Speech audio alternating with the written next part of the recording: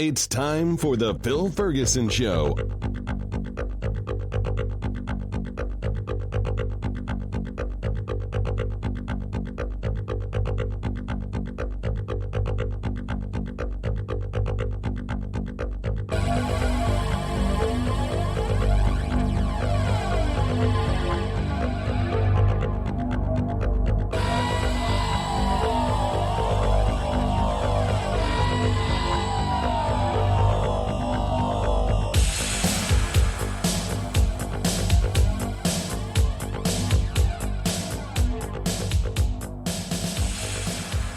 This is Phil Ferguson, and you are listening to The Phil Ferguson Show.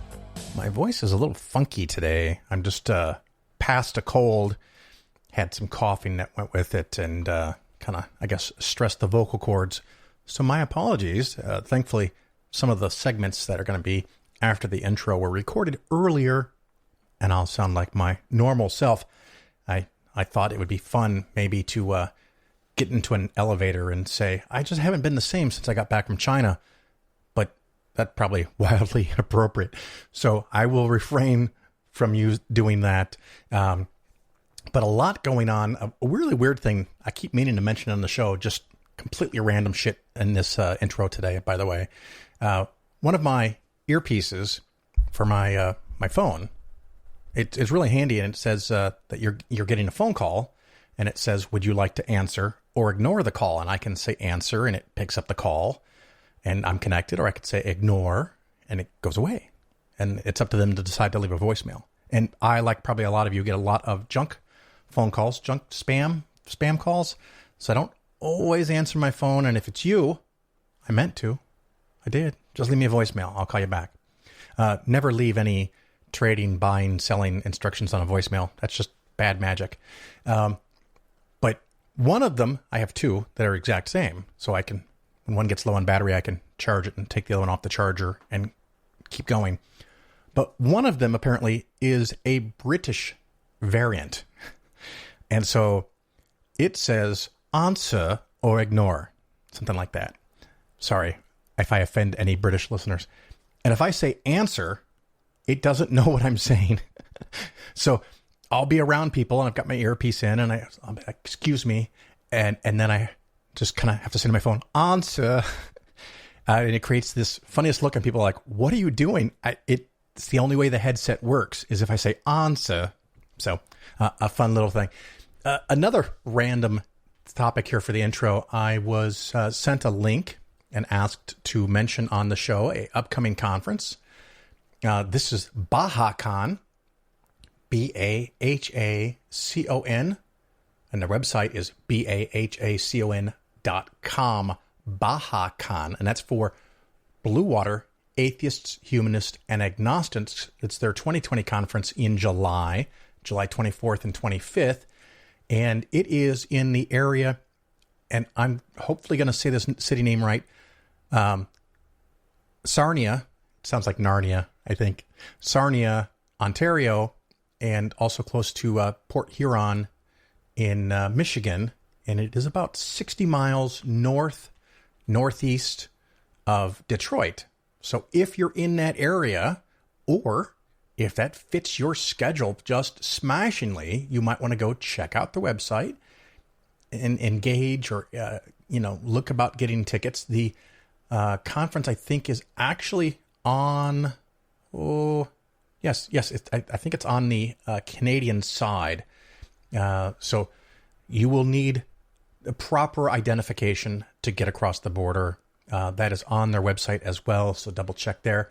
But Annie Laurie Gaylor and Dan Barker from FFRF are going to be there. Hemant Mehta is going to be there, and a whole bunch of other people. So you might want to go check that out as an upcoming conference. I had someone sent me a link saying, hey, if you're looking for extra audio, you should pull some audio from this guy's show. And it was a non-stamp collector. So instead of ripping off his audio bites and then forgetting to mention that I used his stuff, I'm just going to tell you, go check out the YouTube channel, Non-Stamp Collector. It's awesome. Great little cartoons. Thank you for the person who sent me the links. One of them was a little quiz show where the host of the show would ask, what does the Bible say on this subject? And one person would answer no, and one person would answer yes, and they'd have a big battle. But in the video, it keeps giving you all the Bible citations, how everything they say is right, even though it's clearly contradictory. So I thought that would be fun for you to go check out.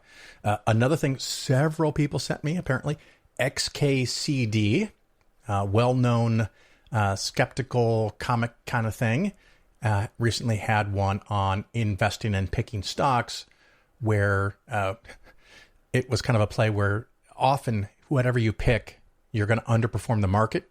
And so it has a joke about that. And I don't want to ruin the whole comic. So go check out that xkcd.com. And I think the comic number for that is 2270. Once you get to the page, that might make sense. So check that out. And if you get the wrong one, it's all good shit anyway. So you're going to like it. So that's a couple of random things here.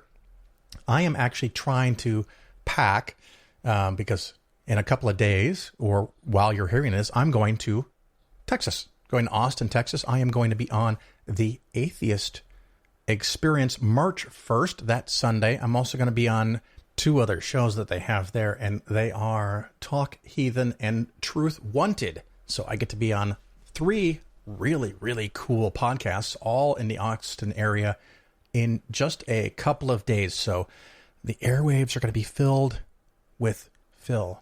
I guess that's how that goes. So some fun stuff to look forward to there. And so that is all of my intro stuff. And we're just going to go right into the meat and potatoes of the show.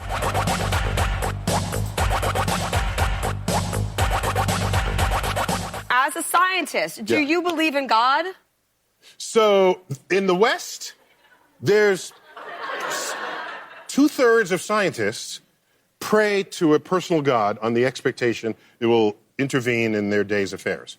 But I can tell you this, productive scientists do not bring their Bible, their scripture, their holy books into the lab because they do not mix there. So they draw a line in the sand and they do one in one place, then they worship on the weekend, Saturday or Sunday, whatever is your religious tradition, there. So to ask whether they can coexist, the answer is empirically yes. I didn't ask that. I asked, do you believe in God? Every description of God that I've heard holds God to be all-powerful, very typical, and all good. And then I look around and I see a tsunami that killed 250,000 people in Indonesia, an earthquake that killed 250,000 people in Haiti, and I see earthquakes and tornadoes and disease, childhood leukemia, and I see all of this and I say, I do not see evidence of both of those being true simultaneously. If there is a God, the God is either not all-powerful or not all good. Can't be both. Good answer. It's my question of the year. So I'm. If you have good evidence, I'm good for it. But I'm evidence-driven. You need evidence. More You're a than scientist, I'm faith-driven. Yeah. That's good to know. And by the way, to be faith-driven is one thing, but to be faith-driven and try to create legislation on that affects other people who don't share your faith, right. That's the beginnings of a theocracy. And we have evidence of what that is in the past. And our founding fathers specifically founded this country to prevent that from happening.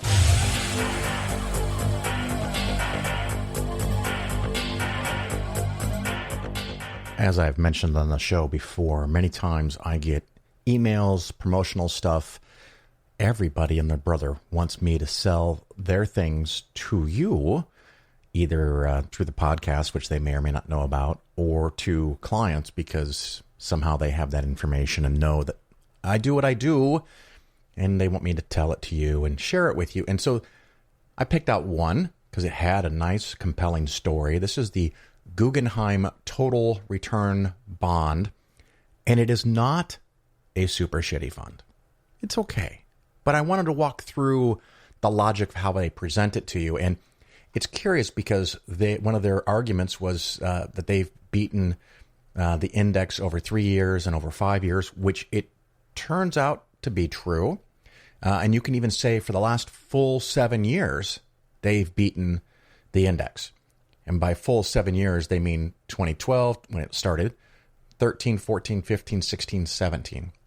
It has beat the index that it's comparing to which may or may not be a fair comparison, but they're comparing themselves to the total bond market index. And they've beaten that index every year that has been completely fulfilled. And it's a very curious wording that they had. And I was like, well, every completed year, 2019 is not completed. Are they counting that? And so I pulled up the data, and this Guggenheim fund has made 4.65% this year, while the Vanguard total bond market has made 8.6%. So the Guggenheim fund is behind by 4% in just this 1 year. So if you listened to or liked or heard their historical performance numbers and bought it, the weird thing is that there's no guarantee that that will continue. And so this is one of the problems with trying to research funds that will beat indexes, because it happens. It happens all the time. But can they beat it for 3 years? Maybe. Can they beat it for 5 years? Maybe. Can they beat it for 10 years? Some do. It happens. The problem is that you have no way to know in advance which fund is going to do that. Is it from skill? Maybe, but I'm reading a report on this fund, and they've had regular and continuous staff turnover over the last 7, almost 8 years. So that wasn't it. Do they have some kind of magical strategy? Maybe, but will that continue to win and beat the index? And of course, just because a bond fund beats some index that they've assigned it to compare to doesn't mean it's a fair comparison. So the next thing I'm curious about is, how does the Guggenheim total bond fund compare to the Vanguard's total bond market index? And as an example, the Vanguard total bond market index has a AA rating. Matter of fact, 66% of the bonds are AAA, and absolutely nothing is BB or lower. And just so, from the best to the worst, it's AAA, AA, triple B, double B, B, below B, C, D, not rated, all that stuff. And the Vanguard Total Bond Market Index Fund intentionally sells any bonds that it ends up holding that get regraded down below triple B. So all the AAs and triple B are considered investment grade. BB and lower are often considered to be speculative, or sometimes are called junk bonds. And you can get a few double Bs or single B and a few percentage points and maybe goose your portfolio, but you are taking more risk. When I looked at the Guggenheim fund, just as a reference, 8.5% of their funds their bonds are not rated at all. And there's 2, 4, 6, about 6.5% that are double B or lower. So 14, 15, about 15% of the fund is in below investment grade. So one would expect, when times are going well, and they have, relatively speaking, that what you end up is a slightly higher return because you're taking more risk. So the average rating of this fund is triple B, and that means it's not a junk bond fund, but it's just one step above it. And that's one of the things that I want you to keep in mind when you look at your bond funds. You can go to Morningstar.com. It's not a new thing. I've talked about this before, but I love that site. So much information at your fingertips. Look at your bond funds. I am not opposed to having junk bonds. My clients know this, my listeners know this, but you need to have it in moderation. This fund does have some, and it's in moderation, and that's okay. But I will have, and I have had clients send me portfolios where they have 30, 40, 50% of their money in bonds because it's quote unquote safer, or so they've been told. But when you look at all the bond funds, you find out that each and every one of them is taking a whole lot of risk. And that's something you could do on your own. Just take your statement and, whenever you get your last statement, November, December, whenever it is, just open it up and lay on your desk. Go to Morningstar.com and start typing in some of the symbols and research these funds to see what kind of risks you're taking. And you may be perfectly comfortable taking higher risks and getting greater returns. But keep in mind, when you take higher risks, if the things change, if the dynamics of the economy change, if interest rates change, those risks can come back to haunt you, and you can suddenly have terrible performance. Another thing I like to look at when I look at different funds and pull them up is how much cash are they sitting on? Unfortunately, you may not be able to have, an average over the year, but you can look at it today and just get an idea. Sometimes people send me funds that have 10, 20, 30% of the money in cash. And that means that money is basically doing nothing. And for me, my rule of thumb, unless someone's actively in retirement or, maybe a year or two out, you should have very little in cash. My target is generally no more than 2% in the investment portfolio. I like to try to average around 1.5. 2% is a sign to me that account has too much cash, and I often want to invest it unless someone tells me there's a need that they have coming up where they might need cash. And so looking at this portfolio, it has 7.7% cash. But to be fair, the Vanguard Total Bond Market Index has 3.2% cash. Every fund has to have a little cash because of turnover, and they need money available to buy things. So a couple percent inside of a mutual fund is not abnormal. I like it to be smaller than 3%, but I definitely don't want it to be 7.7 or almost 8%, which this Guggenheim fund has.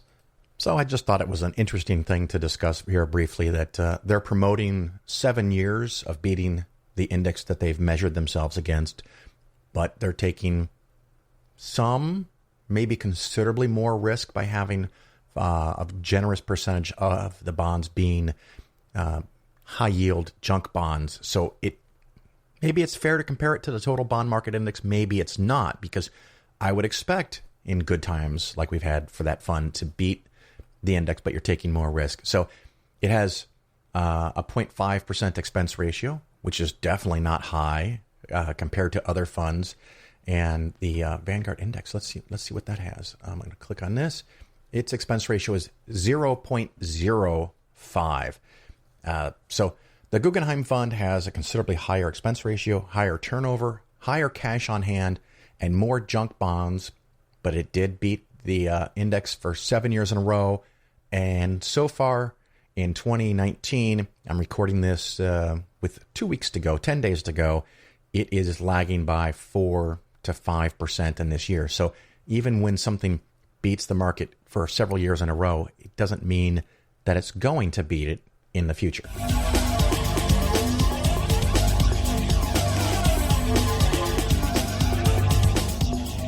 You're listening to The Phil Ferguson Show. The Phil Ferguson Show is for educational purposes only. Nothing said on the show should be interpreted as personalized investment advice. Your investments should be based on your situation, and you should consult with your financial advisor before taking any action. The show may contain ads. These ads are placed into the show by the hosting company after I finish recording and editing. I have little control over the content of the ads, and you should not assume that I support their products or claims. If you choose to support the show via the new Patreon page, that support does not create an advisor-client relationship.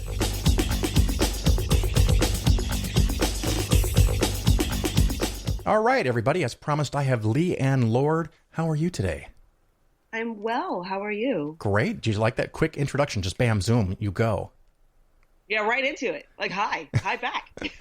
And we're done, everybody. Right. Now, I didn't do what you have taught me through my actively raiding your wall from time to time about how to do a good introduction, right? Because I know you've talked about how it's important to do that when you're a good MC, but you are so good at that I thought I'd let you do your own introduction. So why don't you tell us about you and what you do? Oh, well, hello, everybody listening to the wonderful Phil Ferguson Show. My name is Leighann Lord, and I am very lucky. This is my second interview on the show. I think Phil likes to bring me in because I am a stand-up comedian for over 25 years now. I am a published author of 2 books, Dick Jokes, that's D-I-C-T, I'm not being foul or fresh. And my other book is Real Women Do It Standing Up, Stories from the Career of a Very Funny Lady. And I'm also, known, rather well in the skeptical / atheist / humanist / free thought community. as I have had the opportunity to perform at several conferences and as well as MC and host them. Most notably, the Northeast Conference on Science and Skepticism I've hosted for 3 years, and most recently, CSICon in Vegas last year. And so, ta-da, that's me. And brand new cat mom. How about that? Brand new cat mom. And you have or had a podcast of some note? Several, actually, but the one of note that most people associate me with is being one of the co-hosts on Star Talk Radio with Dr. Neil deGrasse Tyson. So you've met him, right? Yeah, I met him, talked with him, been in the same room, breathed the same air, survived the experience and knew it to be good. And then I have my own sort of smaller, lesser known, but no less important to me, the People with Parents podcast, which is just it's a micro storytelling podcast about the role reversal between adult children and aging parents, specifically me, the adult child, and my elders. I've likened it to calling it my home office senior management position. Yeah. Just so I can gussy it up. I know when we last talked, probably a year and a half, close to 2 years ago, we were talking about parents, and I understand there's been some changes in your life. You want to spend a minute going over that?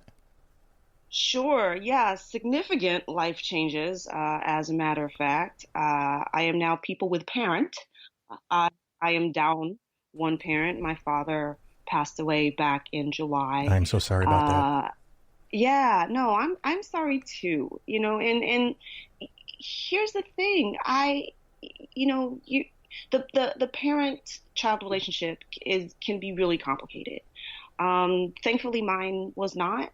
I loved my dad and I liked my dad. Like this, he was a cool dude, and just, had a big heart and had always was a learning, spirit. He always wanted to, what's the new thing, what's going on. He was very, very young at heart. Unfortunately, the body could not keep up with that. And he was, oh gosh, I want to say he was 86. He would have been 87 last year. And him and my mom had been married for 60 years. Last year would have been 61. And the end came kind of quickly. We got a week of him just really not doing well. We went to the hospital. They finally agreed with me that I think he should have gone into hospice, and he did. And he was not there for even 24 hours. And I was there with him, which was, I'm glad I was. Yeah. I was in the room with him, which, had you asked me before if I would have wanted to do that, I would have said, oh, hell no, I'd rather be at Disney World. Yeah. And I'm not even a fan of Disney World. But it was peaceful. It was peaceful. I remember, I think right before we did that interview, because it's been about 2.5 years, my mom passed away. And I remember at one moment where they kept giving her more and more morphine, but yet she still had pain. And she was due for another shot. And the nurse comes in with the morphine and just stands there. And I'm like, what are you doing? And it's like, it's 1:55 in the afternoon. And she says, I can't give the next shot till 2. Oh. And I was like, what? And they said, well, if you give someone too much morphine, I'm like, what? What could happen? What could happen? I mean, we're talking about she's going to live either hours or a day. What's the worst thing that you could do with the morphine is ease the pain, and she accidentally dies now instead of 12 hours from now. I'm okay with that because there's, now it's just a waiting game, and that we don't do that to animals. No. Yeah. The end of life logic, end of life logic that we have as society. I can't speak for the world, but as American society and culture is baffling. It is. I have never been more firmly in the, right to die or death with dignity camp as having gone through this experience. Yeah. With my parents. And I still have my mom, sort of. She has Alzheimer's. Yeah. Which when you watch that, you kind of just want to throw a flag on the play. Like, hey, everybody, what are we doing here? Because that's existing. That's not living. Yeah, I'm with you. And if you want to continue down this vein, we can. I did want to touch on it, but I don't want to. Sure. No, I don't want to be Debbie we Downer for the whole half hour. I want to circle back to the thing I insinuated before about you emceeing, and you do that for comedy shows. You've also done it at conferences, secular conferences, and you do comedy routines. And anyone who's listening, if you're looking for an MC, contact Leighann. Now, I have seen a lot of good people do emceeing, and I've seen a lot of people not so good, and maybe that includes me emceeing. Your ability and the effort, the sheer effort that maybe people don't realize because it just goes so smoothly, the amount of effort you have to put into understanding the crowd, understanding who you're introducing, covering for computer snafus and PowerPoint's not working on this new computer and all that stuff. And the comedy routines, when you go to a conference, you don't just dial it in. I mean, I've seen people do that where they have a shtick and they come and they do their thing and then they walk out. You are there taking notes and changing and modifying it, adding contemporaneous content on the fly. I'm impressed. Wow, thank you. You've explained beautifully what I do. That is exactly what I do. And it is, I say without shame, an immense amount of effort. I do my research. When someone hires me to do a conference, 3-4 days, however long it is, and I see the roster of speakers, and they say, oh, well, their bios are, on the website. And I'm like, okay, yeah, that's cute. That's where I start. Yeah. Because it's usually just their CV, which is nice, but anybody could read that. I take that as my jumping off point. I'll go to their social media. Some people have a very robust and hilarious, Twitter life that you would not see reflected in their resume, or they've done videos, or, I actually will go and find and read their books, as much as I can, before the event, so that when I introduce someone, I feel like I know them. I might even know when their birthday is, or try to bring in, humanizing facts about someone more than just their resume, because their accomplishments are clear and evident. I'm not ignoring those. Those are important. But, hey, their favorite color is blue. Yeah. You never know. And then after that, I am sitting backstage listening to their talk. I'm listening to their presentation. I am furiously taking notes. For the stuff that I understand, I'll make jokes about. For the stuff I don't understand, I'll say that and make jokes about, so that it's evident that I'm in the room. I'm not just, floating off somewhere, taking a cigarette break. I don't smoke. I'm right there. And so by the end of it, I'm exhausted, but I feel like I get the opportunity to, introduce and learn about somebody, then meet them and hear and actually meet them in real life, and then hear what they have to say, and, sort of bring out the bullet points, because, people are at conferences, how long is that talk? Is that 35 minutes? That's 40 minutes, 45. And sometimes you hear good stuff and it'll go by you. And I like to come back with, after that 30 minutes, this is what I pulled out. These are the top 3 salient points, and make jokes about those, so that it's a nice little recap. Hey, this is what we just heard. Now here's the next person. So, and it's a lot of work, but it's work I really love doing, and keeping that flow going. I've had people, they don't know me, they may not have known me, and, I'll do their introduction and they're stunned. I had one gentleman, and I'm blanking on his name because the conference that I did was 3 years ago. I found some wonderful little video that he had done called Eating Salad with a Scientist. And spoiler alert, there was no salad. There was no salad. It was just a funny little title. And so I talked about that. I talked about how the video was funny and informative. And he comes on stage and he's looking at me and goes, how did you find that video? Like, nobody knows that video. I said, well, they do now. And it was funny. You should talk about it. That's awesome. And it's funny. It reminded me, and listeners, if you have a podcast or if you ever do emceeing, listen to what Leighann is saying. One of the things that I do, if I have an author on, I try to read the book, or at least listen to the audiobook version of it. And when I go on a podcast, I try to listen to the previous 2 or 3 episodes, and I'm not making a ton of notes, but I'll make a couple of notes so I can tie in something that's a thematic joke for that show, or something they did 2 episodes ago that was hysterical or weird, so that I feel like I'm part of their environment and community. People like that, and it's nice. So, well done. Yeah, it adds a personal touch to something that people might not automatically think of as a personal experience. Yeah. Now, but yeah, go ahead. I say, if I understand this correctly, at some point you grew up religious and now you're not. Is that correct? Yes. I grew up Catholic, which I think is universally agreed is the gateway to not being religious. It is one of the more common paths, or like the people in the Bible Belt will call it, not Christian. Because you're Catholic, so you're not even Christian. Which doesn't... It's hysterical, I know. It's a huge logic fail there. Well, I think every founding father, if they really sat down and read what they wrote, and not just a random one-sentence quip out of, books and books of letters, they would think are not Christians anyway, but they don't want to look at that. Oh, yeah. I mean, well, again, religion facilitates and supports cognitive dissonance. Agreed.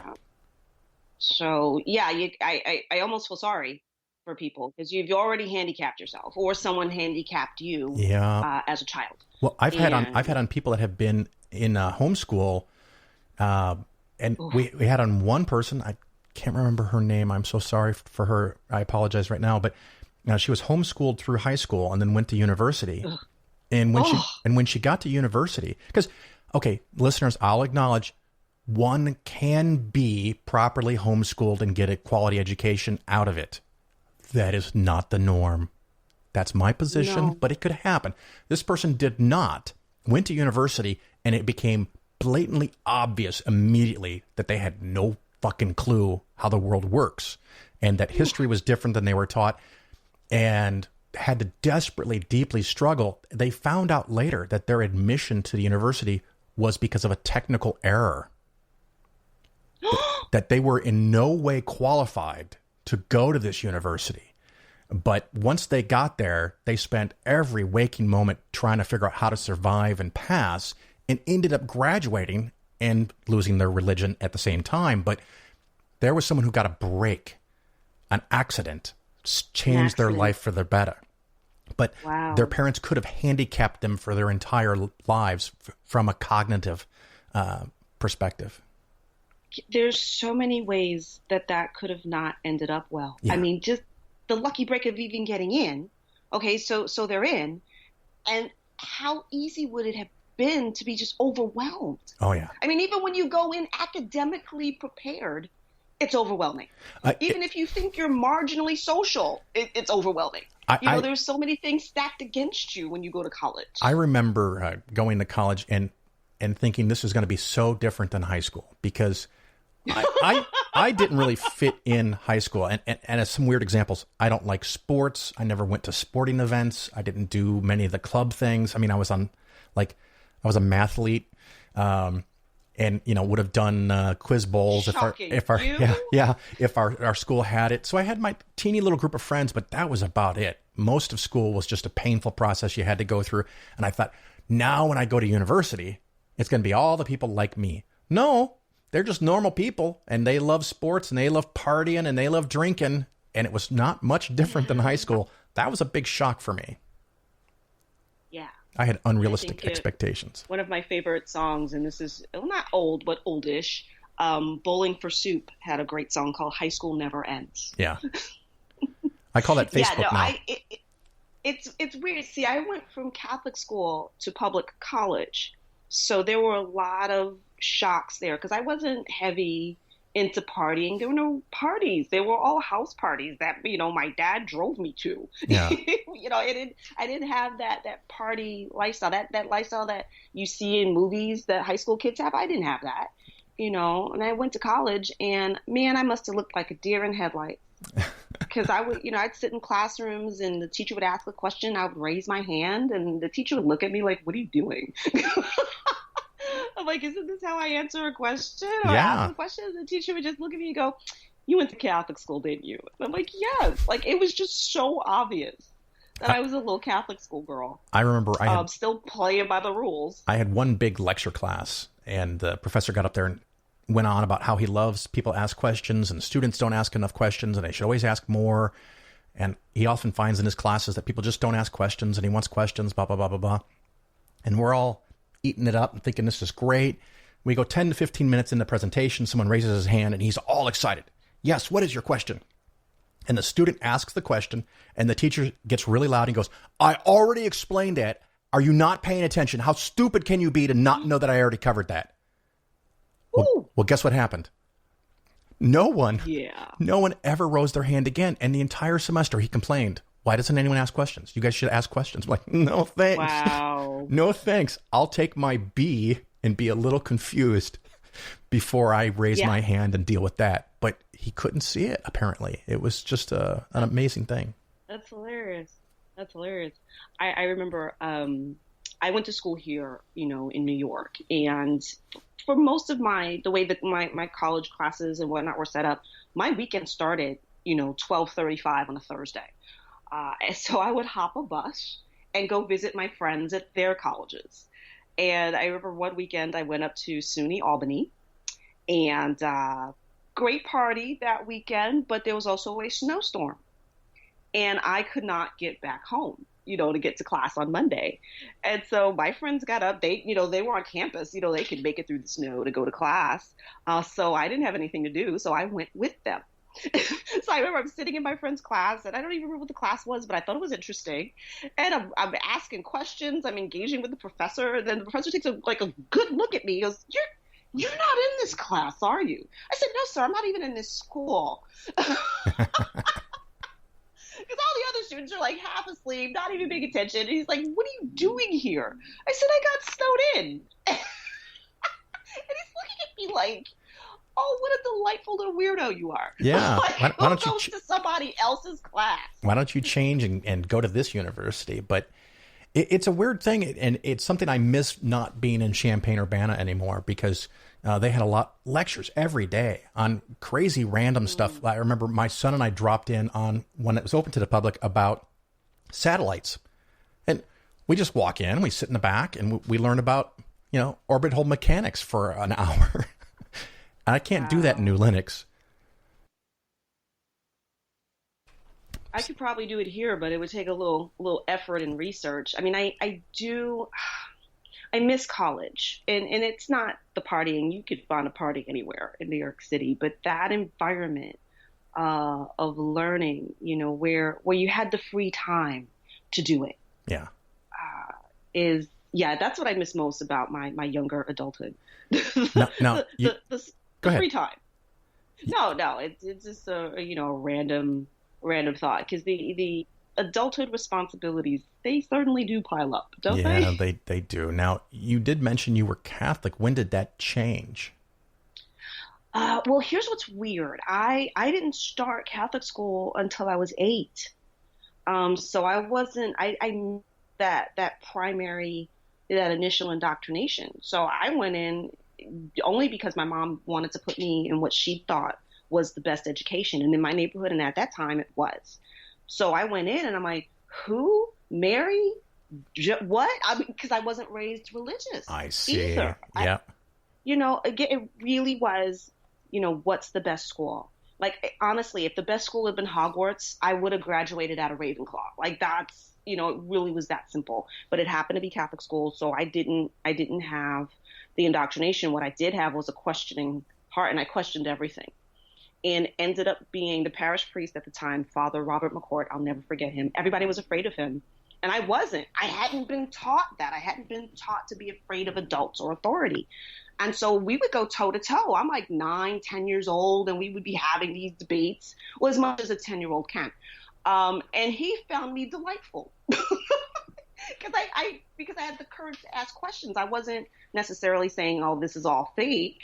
I just didn't get it. And that's how I would ask these questions. I ended up, oddly enough, I got baptized and got First Holy Communion in 5th grade. Because in my mind, I was like, well, if I'm going to be here, I might as well be here. Right. let's do it. I ended up being an altar girl. I ended up being a lector. But through it all, I still had questions. And my questions only got more serious as I got to high school. I went to Catholic high school. And I think that's where the Catholic Church is dropping the ball. Like, you have kids who are now old enough to ask real world questions. And your answer cannot be just have faith. You need to be bringing in these biblical scholars if you want to keep kids engaged. And I got, really offhanded, disingenuous, non-in-depth answers to my questions that made me then question religion even more. So I was really on my way out by high school. And then my first year in college, I was completely out. Now, did you take anybody with you? I don't think so. I Okay. did argue with religious people quite a bit because at the time I thought it was fun. I don't now.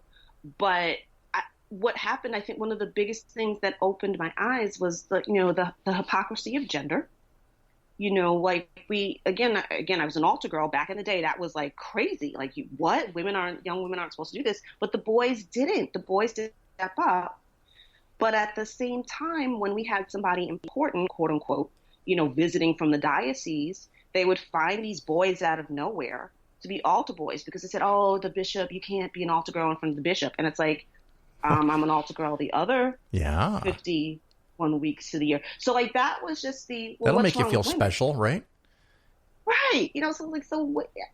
What is the value of women here? What is the going on? So that was one. And then two was when I went to college and I met people of other religions. And I'm like, there are other religions? Because I was very sheltered. I didn't know. So I met people who were Jewish and Hindu and just all this other stuff. And everybody thought they were right. Yeah. And just logically, I'm not great at math, but like that's not how that works. So thus the arguments began, and then the researching and the learning, and then you know what, this is unsustainable for me. There you had to go ask questions. That's just the road to hell is paved with questions. That always pokes a hole in things. Yeah. And I still remember for me, I think I was 18 when I said I don't want to go to church anymore.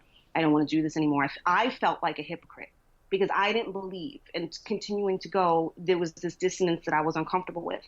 And I remember I sat down with my mom and I told her how I felt and that I didn't want to go anymore because she was full tilt in it by now. And I told her how I felt, and I remember her not being happy about it, but I also remember her being supportive. She had to trust and did trust that her and my dad had given me enough information to make my own choices, even if they were choices that she wasn't exactly thrilled with. So she respected my decision. And I gotta tell you, given the stories that I've heard from people in the community, this is unusual. Oh yeah. And I was very lucky, to have that level of love and support, even though we had differing opinions. Speaking of opinions, almost segue poorly into politics. Any thoughts on Trump? Oh man, we've been getting on so well, Phil. What are we doing here? You big Trump fan? When it comes to a screeching halt. Yeah. Huge fan of He Who Must Not Be Named. Yeah. The orange one. No. I cannot. Oh, the level of unhappiness here is just, because I'm not a fan of replacing one billionaire or one fake billionaire with a real one. What we need to do is have a few million people move out of each New York, Chicago, and L.A. and go to some of these southern states, retire early, and go vote somewhere where your vote is more valuable than your state. The hitch and the giddy up there is that if they do that, they've got to make sure they haven't been gerrymandered out of their vote. Yeah. Depending on the state that they go to. I just saw a documentary and I wish I could remember the name of it, but it was something, Dragon was in the title. It was like Punch the Dragon, Shoot the Dragon, something like that. Huh. And it was about gerrymandering. Like this young woman in Michigan, she saw how gerrymandering worked where she lived, and she was horrified. She goes, we have to do something about this. And that was the basis of the film. And so it went almost state by state. but generally the big ones, like Texas, North Carolina, Wisconsin, and explained how it was working and how they could literally make your vote not count, even if you voted, even if all of us voted. And it's math, it's algorithms, it's redrawing the map at a crucial time, like 2010 when they did the census, and coming up now again in 2020. And it was shocking. Part of me, and I guess this is, the part of me that's still a little kid and idealistic, that goes, but that's not fair. Yeah. Why can't they just play fair?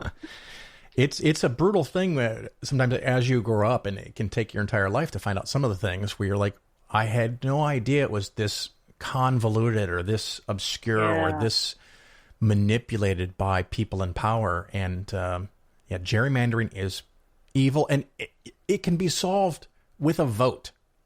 With one vote, all they've got to do is come up with a mathematical formula. In my mind, I think it would work, and maybe I'm wrong, that some kind of ratio between the square miles inside the district and the linear miles for the border of the district. And you can make the ratio pretty generous, but it would eliminate the dragons. It would eliminate the lizards and these really, really bizarre shapes, and try to force them to be more hexagonal, square, something like that. I mean, there needs to be some room to wiggle for rivers or mountain ranges, but come on, people. It's so obvious. And yes, I know Democrats do this too, and libertarians would do it, and Green Party would do it if they ever had any real power. But the Republicans are the ones who are, in my opinion, masterfully devious to the nth degree, and it's offensive.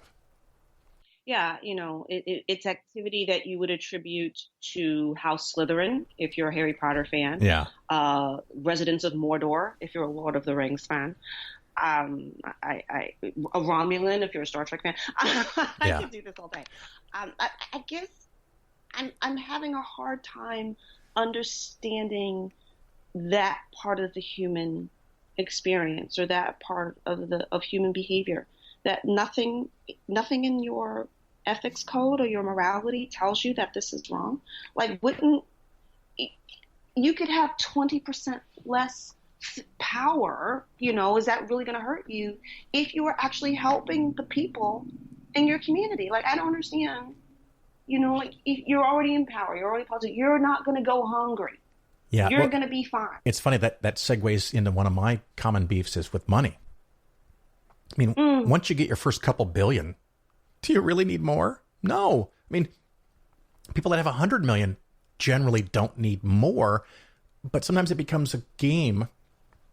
Like, how fast can you do a Zelda run?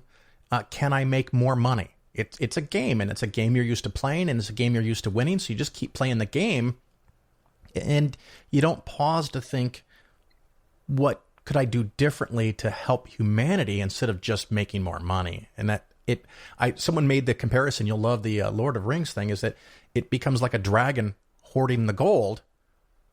It's not doing anyone any good. It's just what they do. Yeah. And where did we fall down?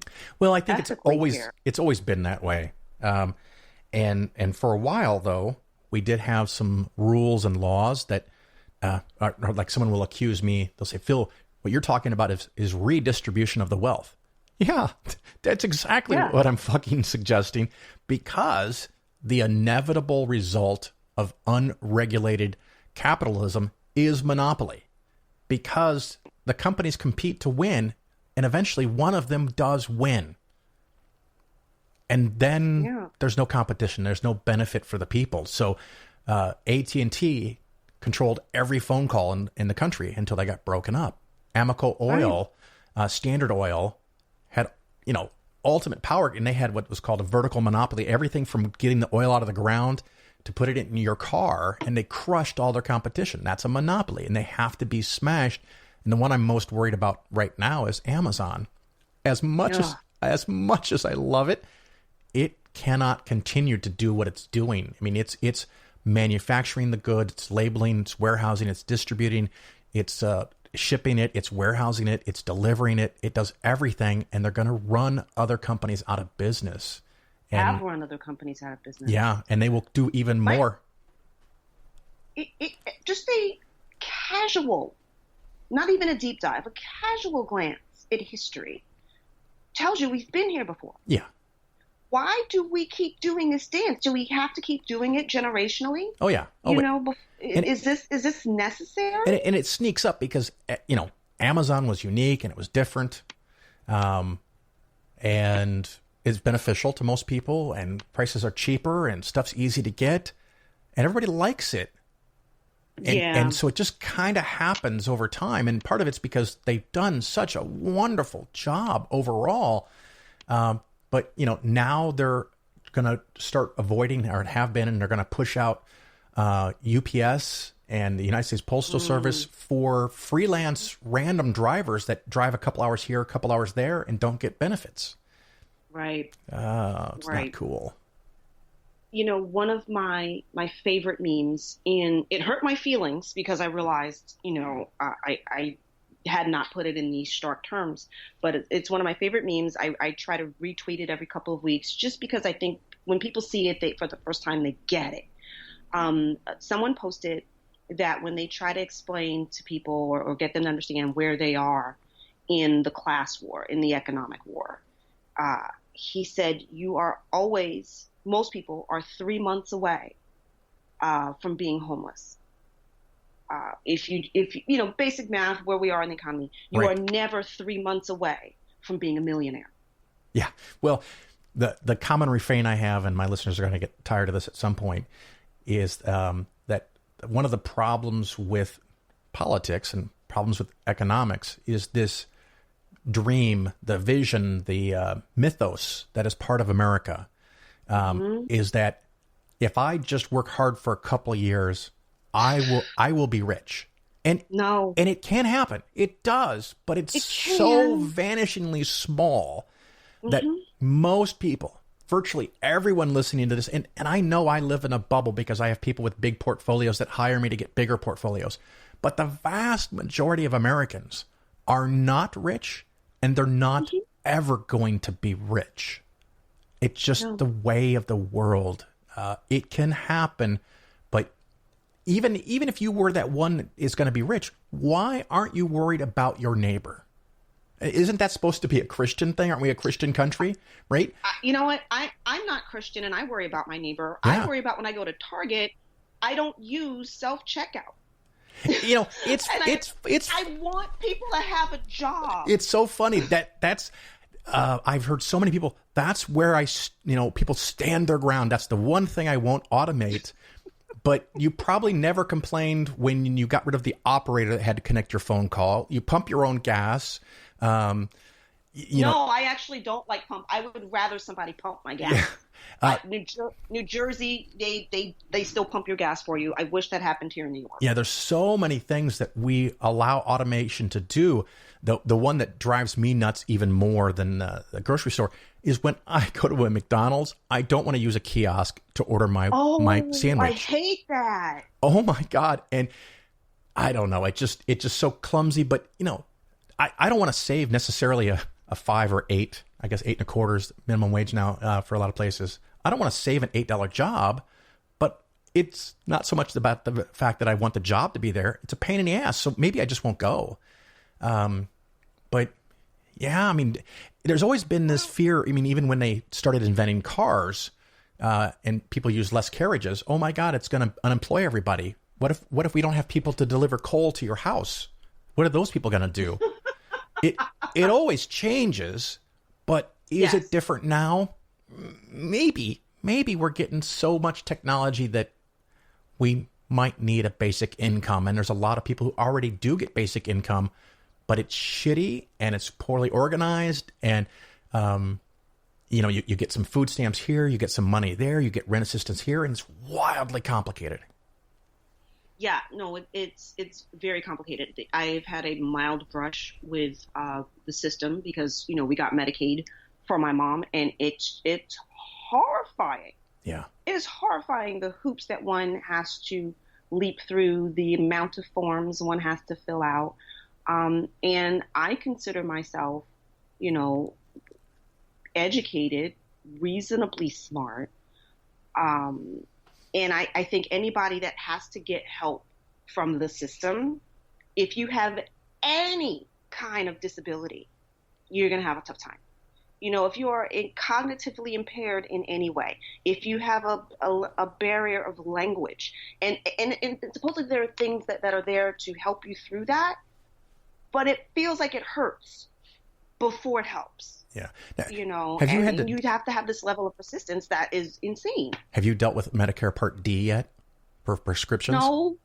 No. Okay. Well, I haven't. That can be your next adventure. And it's one of these things that, for listeners that don't know, Medicare Part D helps cover prescriptions. It's a third-party private insurance that you can get on top of Medicare to keep down your prescription costs. Which, first of all, we shouldn't have that at all. Now, people will pitch it as choice. Now, when I helped my mom do that, there was absolutely no fucking way in her 70s that she could very competently analyze all the choices that were available to her and make an educated choice. No. It was just something she wasn't going to do anymore. And so I tried to do it. And what I ended up doing, and listeners, if you didn't know this, thankfully it works very well. If you go to your big brand name pharmacy prescription provider, I'm not going to rattle the names, but wherever you go, and you ask them, do they provide a service to help you pick a Plan D plan? And what they'll do is they'll look at your current prescriptions and they'll run it through the computer and they'll spit out a handful, 3, 5, 6 companies that they think might be best for you in your state, in your county, whatever. And then you can probably make a choice from that small handful, but you might have 20 that work for you, and you've got to make a big spreadsheet to figure out. And you know, it's just, we don't need this. We don't need this. We can do better. It is overwhelming. Yeah. I faced that. I'm not sure what part was, but initially I was told that my mom was losing her health insurance because my dad had passed. And I'm like, yeah, that's not how that works. He worked for the city. He retired from the city. Spouses are covered, you know, but I had to fight that battle. And I literally had 2 different letters saying, yeah, she's not covered. And another letter going, yeah, she is. And it's like, oh, you know, and then trying to get somebody on the phone, you know, you got to ask the right question in the right way of the right person on the right day in the right way, and to get a clue of where to go next. So yeah, I get, you know, day drinking and drug addiction. I get it. Very nice. Well, what I want to do is kind of wrap up. We had so much great fun, and hopefully the listeners enjoyed us as much as we enjoyed each other. I hope so too. But where are you going to be next? Where can people find you, learn about you? How can they contact you to have come perform a comedy routine or MC for their business, their conference, whatever? Okay. I guess the main portal of entry for me is my website, which is veryfunnylady.com. And that's where you can see, you know, I post videos. I have my calendar there for my next shows coming up. Then I guess the next big one, because I do try to stay local, you know, because of my mom, I will be doing a show called Funny Women of a Certain Age here at Levity Live. That's in Nyack, New York. And then people will be able to see me over at the Irma Bombeck Writers Workshop. They invited me back again this year. But if people want to contact me, it's easy to contact me through my website, veryfunnylady.com, or just shoot me an email. I don't hide. I'm Leighann Lord at gmail.com. That's the easiest way to find me. And I'm, of course, on all forms of social media. And we recently just sort of refreshed my YouTube channel. So if you want to catch some funny videos, if you can't see me live, YouTube is the place to go. And I'm Leighann Lord Comedy there at YouTube. So I think I'm pretty much covered how you can find me and where you can see me. Excellent. And how you can hire me. Any secular conferences you're going to coming up? As far as I know, I will be going back to SciCon. Okay. Yeah, I'm not hosting this year. That was a one-time thing. But I'll be performing a la Julia Sweeney like she did last year. Nice. Very nice. Yeah. Well, Leighann, thank you so much for your time, and I appreciate you being on the Phil Ferguson Show. Thank you.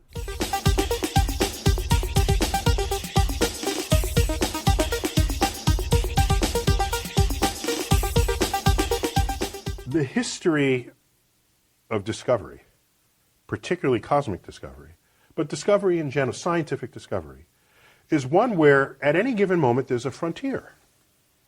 And there tends to be an urge for people, especially religious people, to assert that across that boundary into the unknown lies the handiwork of God. This shows up a lot. Newton even said it. He had his laws of gravity and motion, and he was explaining the moon and the planet. He was there. He doesn't mention God for any of that. And then he gets to the limits of what his equations can calculate. So can't quite figure this out. Maybe God steps in and makes it right every now and then. That's where he invoked God. And Ptolemy, he bet on the wrong horse, but he was a brilliant guy. He formulated the geocentric universe with Earth in the middle. This is where we got epicycles and the machinations of the heavens. There was still a mystery to him. He looked up and uttered the following words: when I trace at my pleasure the windings to and fro of the heavenly bodies. These are the planets going through retrograde and back. The mysteries of the earth. When I trace at my pleasure the windings to and fro of the heavenly bodies, I no longer touch earth with my feet. I stand in the presence of Zeus himself and take my fill of ambrosia.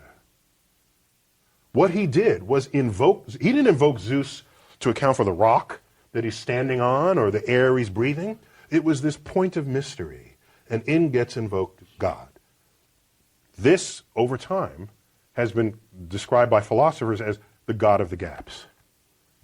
If that's where you're going to put your God in this world, then God is an ever-receding pocket of scientific ignorance.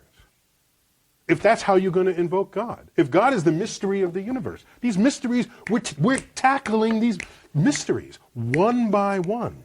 If you're going to stay religious at the end of the conversation, God has to be more to you than just where science has yet to tread. So to the person who says, maybe dark matter is God, if the only reason why you're saying it's because it's a mystery, then get ready to have that undone.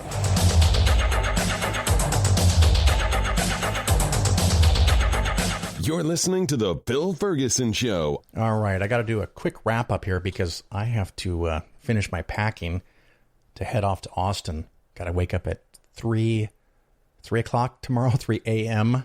to get to my plane.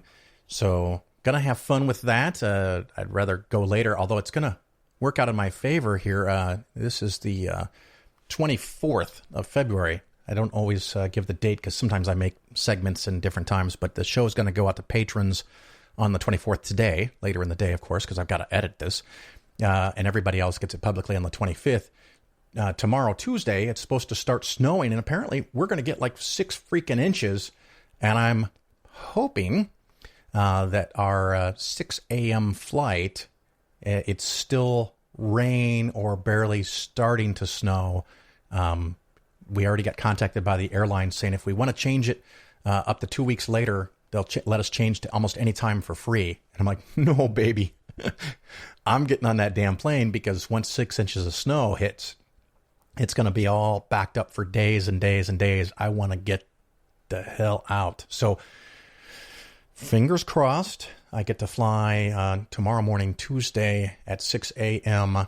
Southwest down to Austin and be on the Atheist Experience on March 1st. The other fun thing is we almost didn't get to keep the Leighann Lord interview that you just heard because we had a great chat before the interview. We were having a great chat after the interview, and I clicked on the little box to close, to remove, I guess, the audio file, and it didn't come up with the normal box where it's saving it. And I'm like, oh my God, Leighann, I just deleted our 40-minute talk. But thankfully, Audacity, bless you, Audacity, it has an unremove under the edit tab. There's an unremove section. One other thing I had in an email, someone had asked for the difference between ETFs and mutual funds and why I like one more than the other. The biggest single divider for me is that ETFs have the perk of being able to be sold intraday, within a day. You can buy it at 9, sell it at 10, buy it at noon, sell it at 2, buy it at 3, sell it at 4. But I also see that as the biggest weakness because you will be tempted to do that. I am not interested in that. There are theoretical claims that there are tax benefits from having an ETF versus an average mutual fund. That is true. A average ETF is likely to have not only lower expenses, but be more tax efficient than your average mutual fund. I don't use average mutual funds. I use Vanguard index funds with comically ridiculously low expense ratios of 0.09, 0.05, maybe 0.04. Of course, there's ones that now are at 0%, but the net result may not actually be a better performance, but it has a lower published expense ratio. So the expense ratio for the Vanguard ETFs may be 0.001 lower, but it gets to where you're splitting hairs that don't matter. And as far as tax efficiency, again, because of the way Vanguard runs the index funds, they are very tax efficient. There might be some small difference between them, but it's going to be small. And again, like I said, the big thing is I don't want people to be tempted to sell within a day. My goal is for long-term planning. I don't really want you to have the ability to sell within a day. That's just me. Maybe I'm a dick, but whatever. So that's the big thing. I mean, if you're just throwing darts at a random mutual fund versus a random ETF, I'll go with the ETF. I'll be okay with that. One thing you do have to pay attention with the ETFs is that because they're traded, so conventional mutual fund, a open-ended mutual fund, an open-ended offering like Vanguard Large Cap Value Fund, you send money to Vanguard or to your account at Schwab or TD Ameritrade or Fidelity or wherever, and then it goes to Vanguard. They take that money and they sell you shares. And when you want your money back, you give them the shares, they give you the money. There's always that ability to do that. With a closed-end fund, which exists as mutual funds or as ETFs, there aren't more shares being created. There's a limited number of shares. And so when you want to buy into that fund, you don't send money to that mutual fund company, although you might be able to do that. They're not sending you a share. You're buying a share from someone else who wants to sell it to you. So that's kind of nice. And again, that's where some of the tax benefits may come from. But you have to be able to buy the shares on the market. And you have to sell your shares on the market. If you're buying a very, very heavily traded ETF like the SPDR, which is S&P 500 SPY, it's instantaneous. You go online, you have a brokerage account, you click a button, and it's sold before it. I mean, it's in a fraction of a second. It's sold so fast, it's staggering. But if you had something like Russian precious minerals short fund, you might have a problem. And some of the thinly traded ETFs can often sell above or below what they're actually worth. And so if you put in $10,000 and decide you don't want it, and now it sells at 5% or 10% below the net asset value, you can only get what someone is willing to pay for it, which can create a problem. If you're in a ETF that performs poorly, you take another hit getting out the door. Again, that's not going to apply to the ETF's corollaries to the Vanguard index funds that I use. But if you buy ETFs, you have to make sure that it's I guess you don't have to. I would look for something that's regularly traded in high volume so that you can easily get in and out at really close to net asset value. If you find one that's way below net asset value, you of course could always buy it, hoping that it goes back to net asset value. And now you're not really investing. You're gambling. You're hoping that someone is willing to pay more for it than you just because. So not really my cup of tea. Anyway, supposed to be really short closing remarks. Thank you for listening. If you like the show, go to patreon.com, patreon.com/Phil, PHIL. Couldn't make it much shorter, and you can donate money per show, up to $6.66 if you'd really like to make a statement. As little as $1 you pay for every show. So if I skip a week or two, you're not out of anything. You only pay $1. You only contribute when the show comes out. You do get the show a day early compared to the public, and you do get it without commercials. So that's a nice little perk. But the other thing you can do, of course, please go leave a 5-star review on either Apple Podcast or Stitcher. Yes, those are the two that I'm aware of that have good review systems. It always helps the show, making it look like it's a legitimate show when there's 300 5-star reviews. It's kind of nice. And thank you for all that have done that. I'll be in Austin in a couple days. If you're there, say hello.